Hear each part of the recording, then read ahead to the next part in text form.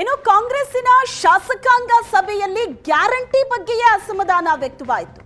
Guarantee ಯೋಜನೆಯನ್ನ ಮಾತ್ರ ನಂಬಿಕೊಂಡ್ರೆ ಆಗೋಲ್ಲ ಸರ್, ಗ್ಯಾರಂಟಿ ಬಿಟ್ಟು ನಮಗೆ ಅಭಿವೃದ್ಧಿಯ ಕಡೆ ಕೂಡ ಗಮನ ಕೊಡಬೇಕು, ಅಭಿವೃದ್ಧಿ ಯೋಜನೆಗೆ ಹಣ ಕೊಡಿ ಅಂತ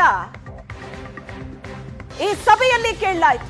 ಜನರು ಗ್ಯಾರಂಟಿಗಳ ಬಗ್ಗೆ ಶ್ಲಾಘನೆ ಮಾಡಿ ಮಾತಾಡ್ತಾ ಇಲ್ಲ. ಗ್ಯಾರಂಟಿಯನ್ನ ನಂಬಿಕೊಂಡು ಚುನಾವಣೆ ಎದುರಿಸೋದಕ್ಕೂ ಸಾಧ್ಯ ಇಲ್ಲ. ರಸ್ತೆ, ದೇವಸ್ಥಾನ, ಸಭಾಭವನ ಅಭಿವೃದ್ಧಿಗೆ ಹಣ ಬೇಕು, ಶಾಸಕರ ನೆರವಿಗೆ ಬನ್ನಿ ಅಂತ ಸಿಎಂ ಡಿಸಿಎಂ ಮುಂದೆ ಶಾಸಕರು ಮನವಿ ಮಾಡಿದ್ರು. ಶಾಸಕಾಂಗ ಸಭೆಯಲ್ಲಿ ಕೈ ಶಾಸಕರು ಆಗ್ರಹಿಸಿದ್ರು. ಇದನ್ನ ಅನುದಾನ ನೀಡಿ ಅಂತ ಸಿದ್ದರಾಮಯ್ಯ ಮತ್ತು ಡಿಕೆಶಿ ಮುಂದೆ ಹಕ್ಕೊತ್ತಾಯವನ್ನ ಮಾಡಿದ್ರು.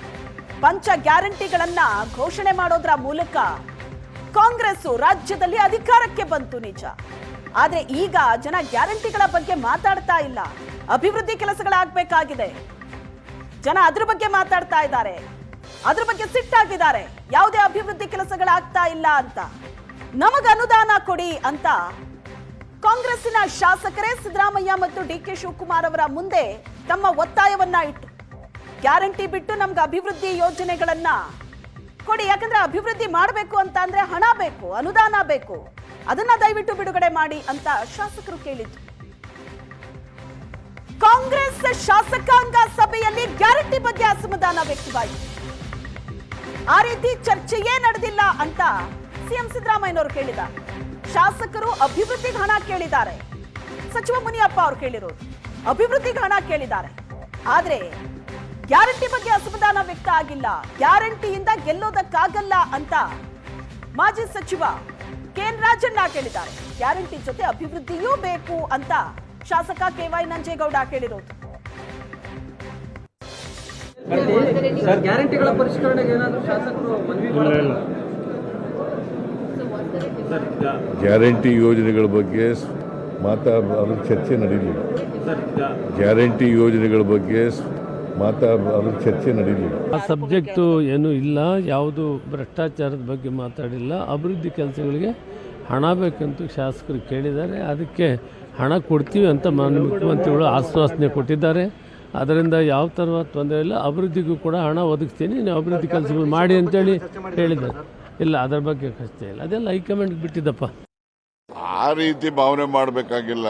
ಗ್ಯಾರಂಟಿಗಳಿಂದ ನೀವು ಪುನರ್ ಪರಿಶೀಲನೆ ಮಾಡಿ ಅಂತಕ್ಕಂಥದ್ದಿಲ್ಲ.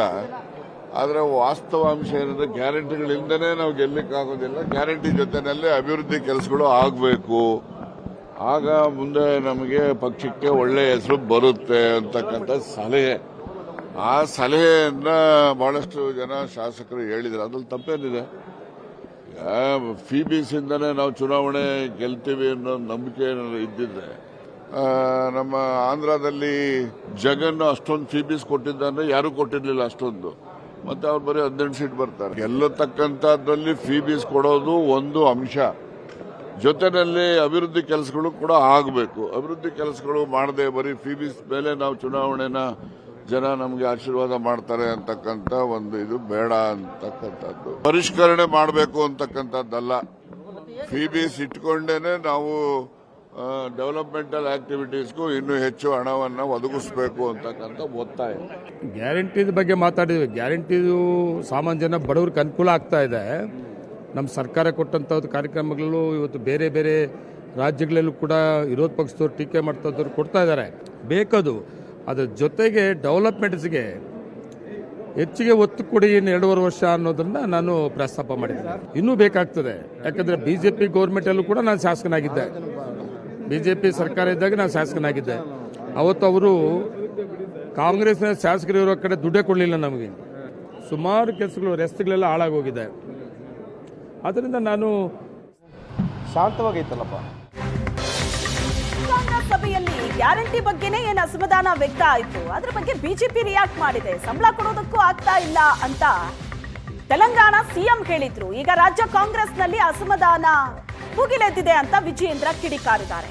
ಗ್ಯಾರಂಟಿಗಳ ಹೆಸರಲ್ಲಿ ರಾಜ್ಯ ಸರ್ಕಾರ ಬೆಲೆ ಏರಿಕೆ ಮಾಡಿದೆ, ರಾಜ್ಯದಲ್ಲಿ ಭ್ರಷ್ಟಾಚಾರ ಮಿತಿ ಮೀರಿದೆ ಅಂತ ಎಂಎಲ್ಸಿ ಸಿಟಿ ರವಿ ಸರ್ಕಾರದ ವಿರುದ್ಧ ಆಕ್ರೋಶವನ್ನ ವ್ಯಕ್ತಪಡಿಸಿದರು.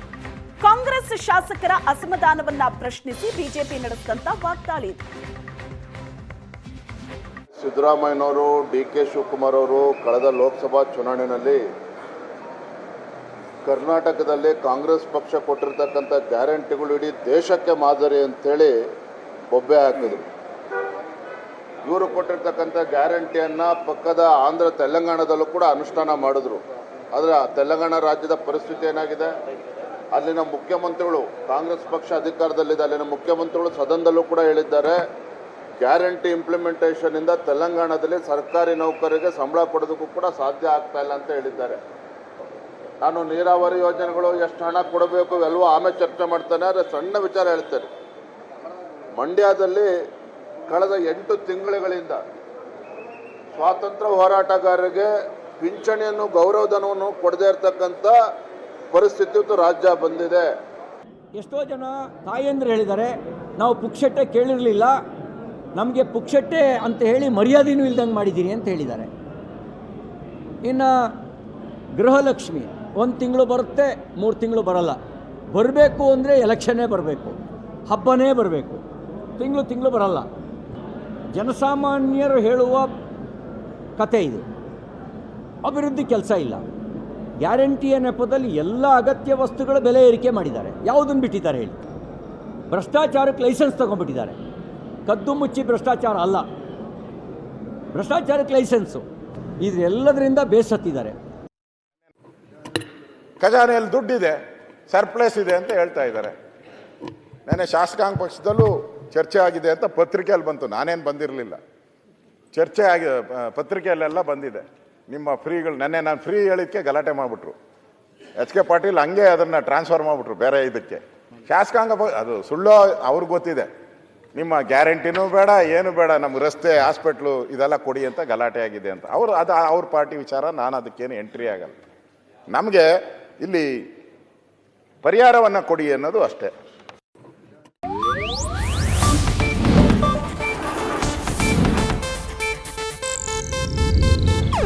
ಇದು ಏಷ್ಯಾನೆಟ್ ನ್ಯೂಸ್ ನೆಟ್ವರ್ಕ್ ಪ್ರಸ್ತುತಿ.